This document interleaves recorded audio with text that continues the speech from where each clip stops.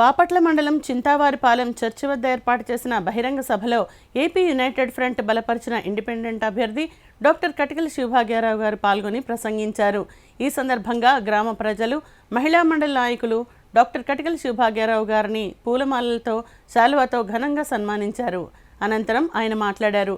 BC ముఖ్యమంత్రి ప్రతి కుటుంబాన్ని లక్షలాధికారులు చేయడం, అవినీతి రహిత పాలన, అభివృద్ధి, సంక్షేమం వంటి కీలక అంశాలతో పాటు 22 ప్రధాన గ్యారంటీలతో ముందుకు వెళ్తున్నామని పేర్కొన్నారు. చింతావారిపాలెంలో అందరూ తమ అమూల్యమైన ఓటును విజిల్ గుర్తుకు వేసి అఖండ మెజారిటీతో గెలిపించాలని కోరారు. ప్రధాన కూడలిలో కూరగాయలు అమ్ముతున్న మహిళతో ఆయన సాధకబాధకాలను అడిగి తెలుసుకున్నారు. కార్యక్రమంలో కటికల రవికుమార్, బి రాజేశ్వరరావు, మల్లేపల్లి రఘునాథ్, రాజుబాబు, చింతా వెస్లీ, నక్క దేవరాజ్, చింతా సురేష్, మరియమ్మ, నాగేంద్రమ్మ, ఏసమ్మ, కటికల మోషే, టి ప్రతాప్ కుమార్, వంశీ, అశోక్ కుమార్, గ్రామ పెద్దలు, మహిళలు పాల్గొన్నారు.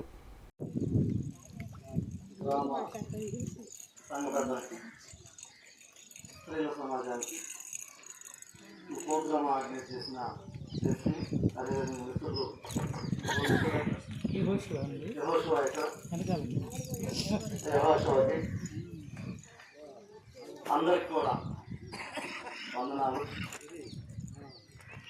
దేవుడి కృప ఈ గ్రామం మీద ఉండాలని కోరుకుంటున్నాను.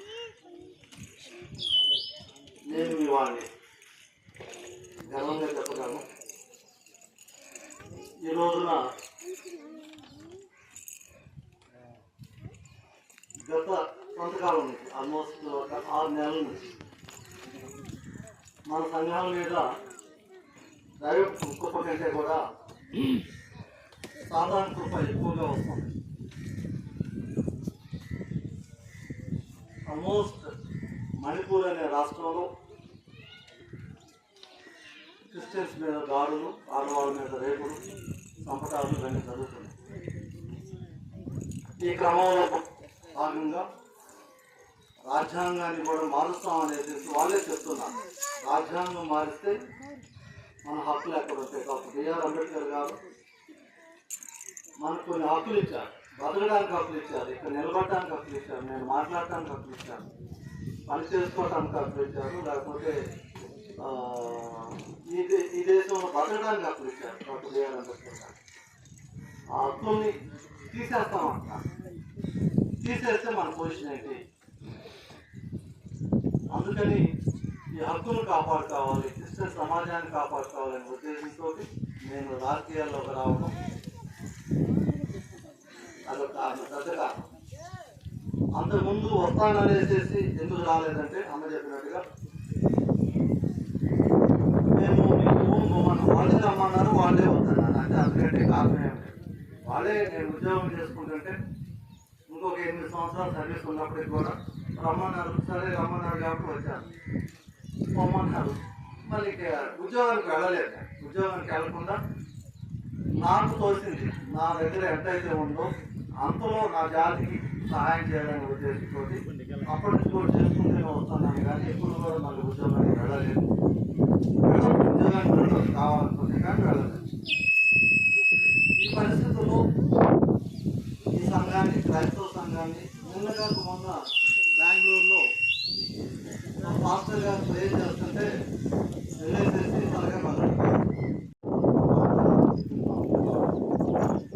ఎవరో గెలిపించి ఇక్కడ 60,000 మంది ఉన్నామా? క్రిస్టియన్ సమాజం 60,000 మంది ఉన్నారు, బ్రాహ్మణ సమాజం 3,000 మంది ఉన్నారు, రాజుల సమాజం 5,000 మంది ఉన్నారు. ఇంతమంది ఉండి మనం తక్కువ జనాభా ఉన్న వాళ్ళకి ఓటు వేసుకుని గెలిపించుకున్న తర్వాత వాళ్ళ ఇంటికి వెళ్ళేసేసి చేతులు కట్టుకుని ఎప్పుడన్నా గెలిచిన తర్వాత ఎప్పుడన్నా వాళ్ళ ఇంటికి మీరు వెళ్ళారా? లేకపోతే మీ ఇంటికి వాళ్ళు వచ్చారా? మన పొజిషన్ అది. మన అభివృద్ధి ఎవరు కోరుకోరు, మన ఓట్లు మాత్రం కోరుకుంటారు. 5,000 రూపాయలు 10,000 రూపాయలు వాళ్ళు ఇస్తే మన ప్రాణాలు ఇవ్వడానికి సిద్ధంగా ఉన్నామా? 5,000 ఇచ్చి 10,000 ఇచ్చేసి ఓట్లు కొనడానికి వస్తున్నారు. మన ప్రాణాలు అంటే క్రిస్టియన్ సమాజాన్ని, క్రైస్తవుని అమ్ముకోవడానికి మనం సిద్ధంగా ఉన్నామా? అది మనం తెలుసుకోవాల్సిన విషయం. మనం కనుక గట్టిగా నిలబడితే ఈ అసెంబ్లీ నుంచే మొదలు పెడదాం. మనం మన జాతి కోసం, మన క్రైస్తవ కోసం, క్రిస్టియానిటీ కోసం నిలబడాలని ఒక నిర్ణయం తీసుకోగలిగితే తప్పనిసరిగా రాబోయే కాలంలో ఆ బాపట్ల అసెంబ్లీ నుంచి క్రిస్టియన్ సమాజాన్ని రక్షించుకునే విధంగా వెళ్తాం. లేదు మనం బాధ్యతలుగానే ఉందాము, వాళ్ళు ఏదో ఒక 5,000 ఇస్తారు, తల్లినా పడదాం, చంపినా కూడా పర్వాలేదు, వాళ్ళు డబ్బులు ఇచ్చే కెపాసిటీ ఏంటంటే 100 170 మన దగ్గర కాజేసి లక్షల కోట్ల రూపాయల్లో మనం ట్యాక్సులు కడతాం. మీరు కూడా ట్యాక్సులు కడుతున్నారు. ఆ ట్యాక్సుల్లో వచ్చింది ఆ ట్యాక్స్ నుంచి వచ్చిన డబ్బుని వాళ్ళు కాజేసేసి మనకి ఇస్తున్నారు. సొంత డబ్బు ఎవరైనా ఇస్తారా? ఏ రాజకీయ నాయకుడైనా సొంత డబ్బు ఎప్పుడైనా ఎక్కడైనా ఇచ్చిన సందర్భాలు ఉన్నాయంటే ఎక్కడ లేదు. ఇంకా కొద్ది గొప్ప చెప్పాలంటే నేను 5 సంవత్సరాల నుంచి దేవుడు చెప్పినట్టుగా, అంబేద్కర్ చెప్పినట్టుగా నాకు వచ్చిన జీతంలో 20% 20 సంవత్సరాల నుంచి ఖర్చు పెడతాను. జాతి బాగుండాలి. ఏ నాయకుడు కూడా వాళ్ళ సొంత డబ్బు ఎప్పుడు ఇవ్వలేదు, మన డబ్బే మనకి ఇస్తున్నారు. ఇంకా చెప్పాలంటే పార్లమెంట్లో మొన్న చంపినప్పుడు, ఆడవాళ్ళని రేప్ చేసేసి చంపినప్పుడు పార్లమెంట్లో వైసీపీ వాళ్ళు, తెలుగుదేశం వాళ్ళు ఇద్దరు కూడా చంపినా తప్పు లేదనేసి పార్లమెంట్ ఢిల్లీలో సంతకాలు పెట్టేసి, ఇది మన పరిస్థితి. అవిశ్వాస తీర్మానం పెడితే మణిపూర్లో ఇట్లా చంపుతున్నారు తప్పు అని చెప్తే చంపినా తప్పు లేదనేసేసి వైసీపీ ఎంపీలు, తెలుగుదేశం ఎంపీలు పోటీగా సంతకాలు పెట్టేశారు. అంటే ఇక్కడేమో మనం నటిస్తున్నారు, మేము క్రిస్టియన్స్ అంటున్నారు, మేము కూడా ఎస్సీలు బాగా చూసుకుంటాము, బీసీలు బాగా చూసుకుంటాము అంటున్నారు. అక్కడికి వెళ్ళి మాత్రం సంతకాలు పెడుతున్నారు. మరి రేపు కూడా డబ్బులు ఇస్తారు, మనకి ఓట్లు వేసుకుంటారు, మళ్ళీ అక్కడికి చంపినా తప్పు లేదని మళ్ళీ సంతకాలు పెడతారు. అది ఇష్టమైతే ఓట్లు వేయండి, లేదు మనం రక్షించుకోవాలి, క్రిస్టియానిటీని రక్షించుకోవాలి, మన దేవుడిని చూసుకోవాలనుకుంటే మాత్రం నేను 5 సంవత్సరాల నుంచి ఎంతో కొంత నాకు తోసిన సహాయం చేస్తున్నాను. నా మీద నమ్మకం ఉంటే ఓటేయండి. లేదు అయ్యా మీకంటే మంచి వాళ్ళు ఉన్నారు, ఆ 2 పార్టీలు కాకుండా మీకంటే మంచి వాళ్ళు ఉన్నారంటే వాళ్ళకి నాకేం అభ్యంతరం లేదు. 5,000 10,000 తీసుకుని వాళ్ళకి ఓటేసి మనం సంపించుకోవడానిక? మన వాల్యూ అంతేనా? 5,000 రూపాయలేనా? మన జీవితం వాల్యూ 5,000 రూపాయలు, 10,000 రూపాయలేనా? మనం కష్టపడి సంపాదించుకుంటే కనీసం ఒక వారం 10 రోజుల్లో 5,000 రూపాయలు కాదు 20,000 రూపాయలు సంపాదించుకుంటాం. అందుకని ఆలోచించండి, తల్లులందరూ కూడా, పిల్లలు కానీ తల్లులు కానీ ఆలోచించండి. మన జీవితాలను మనమే కాపాడుకోవాలి. సో ఈ పరిస్థితుల్లో ఉన్నాం కాబట్టి నేను ఇక్కడ నిలబడ్డాను కాబట్టి సో తప్పనిసరిగా మీ అమూల్యమైన ఓటు వేసి గెలిపించాలని కోరుకుంటున్నాను. అయ్యా లేదు మా ఇంట్లో 4 ఓట్లే ఉన్నాయి, 2 ఓట్లు మీకు వేస్తాం, 2 ఓట్లు వేరే మీ ఇస్తున్నారు, అవి కూడా నేను చెప్తాను.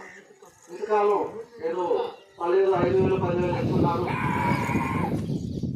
ఇవ్వటం తప్పు, తీసుకోవడం కూడా తప్పే. 5,000 రోజులు రోజుకి 500 రూపాయలు చొప్పున 5 సంవత్సరాలు 9 లక్షల రూపాయలు అడగొచ్చు కదా. మన కూలి 500 రూపాయలు రోజుకి 5 సంవత్సరాలు, సంవత్సరానికి 365 రోజులు మొత్తం కలుపుకుంటే 500 రూపాయలు చొప్పున ఇస్తే 9,12,500 రూపాయలు అవుతుంది. 500 రూపాయలు చొప్పున అది ఇస్తా అంటే వాళ్ళకి దాంట్లో. సో అందుకని మన వాల్యూని మనం తగ్గించుకోవద్దు. కూలి 600 రూపాయలు అయితే 400 ఇస్తే ఒప్పుకుంటామా? మనం ఒప్పుకోము. అలాంటిది మనకిచ్చే వాల్యూ ఇది 5,000 2,000 3,000 అంటే మనం ఎందుకు యాక్సెప్ట్ చేయాలి? అంబేద్కర్ గారు ఇచ్చిన విలువ తక్కువలో తక్కువ 9,12,500 రూపాయలు ఓటుకి, ఒక్క ఓటుకి. కూలి తగ్గిస్తే ఒప్పుకోవట్లేదు, ఓటు వాల్యూ తగ్గిస్తే మాత్రం ఒప్పుకోండి. ఎందుకు ఒప్పుకుంటున్నాం? ఒక్కసారి ఆలోచించండి. దీని అన్నిటికంటే ముఖ్యం మనల్ని కాపాడుకోవాలి. నేను గెలిస్తే ఏం చేస్తాను? నేను గెలిస్తే మీ వాడిగా గెలిస్తే, మీ జాతి వాడిగా గెలిస్తే చేతులు కట్టుకుని అక్కడికి వెళ్ళినట్టు వెళ్ళాల్సిన అవసరం లేదు. ఈ గ్రామానికి ఏమేమి చేయాలి? లైబ్రరీ, కమ్యూనిటీ హాల్ కావాలంటే కమ్యూనిటీ హాల్ పెట్టిస్తాను. ఇక్కడ ఏమేమి స్కీమ్స్ ఉంటాయో, గేదెలు కావచ్చు, ఒక గేట్ కోసమే మనం ఎమ్మెల్యే సూట్లు తిరుగుతూ ఉంటాం. దాదాపు నాకు తెలుసు, నేను కూడా చాలా మంది రికమెండ్ చేశాను, ఒక గేట్ ఇవ్వండి మా వాళ్ళకి. ఒక గేట్ కాదు, 4-5 గేట్లు ఇచ్చినా తప్పలేదు. ఎన్ని గేట్లు కావాలి అన్ని గేట్లు వచ్చేటట్టుగా నేను ప్రయత్నం చేస్తాను. కమ్యూనిటీ హాల్ ఇక్కడ ఉన్న పిల్లలు ఎవరైతే చదువుకున్న పిల్లలు డిగ్రీ హోల్డర్స్ ఉన్నారు, లేకపోతే పీజీ హోల్డర్స్ ఉన్నారు, వాళ్ళందరికీ ఉద్యోగాలు రావడానికి ట్రైనింగ్ ప్రోగ్రామ్ కూడా పెట్టిస్తాను. మనం బాగుండాలి, వాళ్ళు ఇచ్చే 5,000 10,000 కాదు, మనం బాగుండాలి, మన పిల్లలు కూడా ఉద్యోగం చేయాలి కాబట్టి అది కూడా చేపిస్తాను. ఈ యొక్క జాతి కోసం జాతి అభివృద్ధి కోసం పోరాటాన్ని మాత్రం మీ అందరి ముందు దేవుడి ముందు కూడా ప్రమాణం చేసి చెప్తున్నాను. ఒక్కనే కూడా జీవితానికి సరిపడేంతది గొప్ప ఆయుధాన్ని ఇచ్చాడు మీకు, అదే ఓటు. మీరు ఎప్పుడు కూడా గుర్తుపెట్టుకోండి, ఒక వజ్రాయుధం కంటే ఒక కత్తి కంటే పొందైనటువంటిది ఓటు. సామాన్య జనం మీరు ఎవరు కూడా ఓటేసే హక్కు ఒక కాలంలో కనుక వెళ్తే ఒక 50-70 ఏళ్ల క్రితం వెళ్తే మీకు ఓటు హక్కు లేదు. మిమ్మల్ని ఎవరిని కూడా దరిదాపులు కూడా చూడనివ్వడు. అసలు నువ్వు ఎవరు ఆ ఏరియాకి రావడానికి వీల్లేదు. బాగా చదువుకున్నటువంటి మాలాంటి వాళ్ళు లేదా ధనవంతులు రాజకీయ నాయకులు అయితే ఈ రోజు చినిగిపోయిన సొక్క వేసుకుని అక్కడికి వెళ్ళి నిలబడితే కలెక్టర్ గారు కానీ పెద్ద పెద్ద రాజకీయ నాయకులు వచ్చి అన్నం పెడతారు. దానికి కారణం మీ అందం, మీ డ్రస్సు, మీ స్టేటస్ కాదు, ఓటు విలువ. అంతటి మహత్కరమైనటువంటి ఓటును మనకు ప్రసాదించినటువంటి మన ప్రత్యక్ష దైవం అయినటువంటి అంబేద్కర్ గారు ఇచ్చినటువంటి ఆయుధాన్ని సక్రమంగా ఉపయోగించుదాం. ఇప్పటి వరకు మీరు అందరూ కూడా 50-70 ఏళ్ళు ఉన్నటువంటి వాళ్ళు ఎన్నో ఎలక్షన్స్ లో మీరు వేశారు, మంచిగా చూశారు. కానీ ఏ ఒక్క వ్యక్తి అయినా వచ్చే ముందు ఎలక్షన్స్ ముందు మీకు దండాలు పెట్టారు, ఇంటికి వచ్చి అన్నం తిన్నారు, మీతో హాయ్ అన్నారు, బుద్ధగా చేసేశారు. కానీ అయిపోయిన తర్వాత ఎవరైనా మీ ఇంటికి వచ్చి బాగా చేసావమ్మా, నేను చక్కగా ఒక ఎమ్మెల్యే అయ్యాను, ఏసీలో కూర్చున్నాను, ఎవరైనా సరే వచ్చారా? రాలా. కానీ మీకు తెలియకుండా, మీరెవరో తెలియకుండా మీ గ్రామానికి ఎప్పుడైనా భాగ్యరాజు వచ్చారా? ఏమైనా వచ్చారా? ఈ ఏరియాలో భాగ్యరాజు ఇప్పటి వరకు సరే మనూరు రాకపోవచ్చు, ఎందుకంటే ఆయన ఒక అధికారి, మామూలు అధికారి కాదు, ఒక జిల్లాని 2 జిల్లాలు లేనటువంటి అధికారి. అలాంటి ఆయన ఈ గ్రామాలు చుట్టుపక్కల ఎన్నో గ్రామాలలో కొన్ని లక్షల మంది పిల్లలకి, కొన్ని వేల మంది స్త్రీలకి చాలా సహాయ కార్యక్రమాలు 30 సంవత్సరాలు చేస్తూ వచ్చారు. అది కూడాను ఎవరి డబ్బో కాదు, ₹1 జేబులో ఇవ్వాలంటే ప్రాణం గిజగిజలాడుతుంది. అలాంటిది 20% ప్రతి నెల మీకు ఇవ్వకపోవచ్చు. మన జాతి వాళ్ళకి, మన పిల్లలకి, మన పెద్దలకి ఎన్నో కార్యక్రమాలు చేసి తన జేబులో ఉన్నటువంటి డబ్బుని మన వాళ్ళకి పంచాడు. ఎక్కువ సర్వీస్ చేయాలి నా ప్రజలకి. నా ప్రజలు నాలాగా లేరు, నా బిడ్డలాగా నా ప్రజలు లేరు. నా ప్రజలు సేవ చేయాలంటే ఫుల్ టైం చేయాలా, నా జీవితం ఆశయం ఫుల్ టైం పని చేయాల ఉద్దేశంతో ఆయన ఉద్యోగాన్ని వదులుకొని 24 hours 24 గంటలు మన సమాజం కోసం ఆలోచన చేసి మనలో మంచిగా ఉండాలా, మంచి ఇల్లు కట్టాలా, మంచి బట్ట కట్టుకోవాలా, మంచి తిరిగిన ఉద్దేశంతో ప్రజలు సేవ చేయడానికి వచ్చారు. ఆ సేవ చేయడానికి వచ్చే క్రమంలో ఈ చట్టసభలకి ఒక ఎమ్మెల్యే అయితే అన్ని మన కంట్రోల్లోకి వస్తాయి. అవునా కదా? ఎంఆర్ఓలు, డిఎస్పీలు, ఎస్పీలు, కలెక్టర్లు అందరూ మన కంట్రోల్లోకి వస్తారు, ఎమ్మెల్యే కంట్రోల్లోకి వస్తారు. వాళ్ళందరూ మన చేతులు పెట్టుకొని మన ప్రజలకి అందరికి ఇల్లు కట్టించవచ్చు, అందరికి ఉద్యోగాలు ఇవ్వచ్చు, అందరూ మంచి చదువులు చెప్పచ్చు అనే ఉద్దేశంతో సేవ చేయడానికి వచ్చారు సారు. కాబట్టి మనం అందరం ఆదరించాలి. ఇంతమంది సరిపోం. ఈ గ్రామంలో ఎక్కడ ఉంటారయ్యా? ఎట్లుంటారు ఈ గ్రామంలో? అందరూ రావాలి. మన కులపోడు, మనోడు, మన అంటే మన కూర్చొని పెట్టి కానీ మన మాట వింటాడు, మన పక్కన కూర్చొని మనతో తిండి తింటాడు, మన ఇంట్లోకి వస్తాడు, మనమోడు, ఓడోడు వేరు ఉంటాయి. అవునా కాదా అమ్మా? ఆలోచన చేయండి ఒక్కసారి. సార్ 20 సంవత్సరాలు చచ్చిపోయిన వరకు మనతోనే ఉంటాడు డిసైడ్ అయ్యాడు సారు. అందరూ చప్పలు కొట్టినారు. చనిపోయిన వరకు మనతో సేవ చేయడానికి ఉంటారు. మనం గెలుస్తామో ఓడతామని కాదు, ఖచ్చితంగా మనం ఓటుని మనం ఉపయోగించుకోవాలి. ఓటు మురిగిపోతుంది, ఓటు దండగా అది అజ్ఞానం. ఈ దేశ ప్రధానమంత్రి ఎన్ని ఓట్లు ఉంటాయి? ఒక ఓటే కదా రాష్ట్ర ముఖ్యమంత్రికి. అందరికి ఒక ఓటే. మన ముఖ్యమంత్రి రాయండి, అయినా ప్రధానమంత్రి రాయండు ఒక్క ఓటుతోటే. కాబట్టి మీ ఒక్క ఓటే గెలిపిస్తుంది. మీ ఒక్క ఓటే, నా ఒక్క ఓటు వాళ్ళు ఏమవుతుంది అనుకోవద్దు దయచేసి. అలా ఆలోచన చేయొద్దు. ఒక్క ఓటే. కాబట్టి దయచేసి ఆలోచన చేయాలి.